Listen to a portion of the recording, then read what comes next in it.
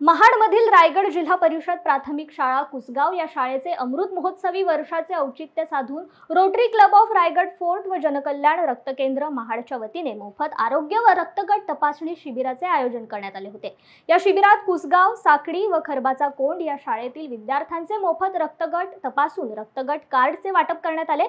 तसेच आरोग्य तपासणी करून औषधोपचार सुद्धा पुरवण्यात आले। अंगणवाडी व शाळेतील एकूण 124 मुलांनी या शिबिराचा लाभ घेतला। महाडचे डॉक्टर अन्सारी, रायगड जिल्हा परिषद प्राथमिक शाळा कुसगावचे मुख्याध्यापक सुधीर सकपाळ व रोटरी क्लब ऑफ रायगड फोर्टच्या अध्यक्षा सपना शेठ यांच्यासह अनेक सदस्य व मान्यवरांनी या शिबिरात उपस्थिती दर्शवली।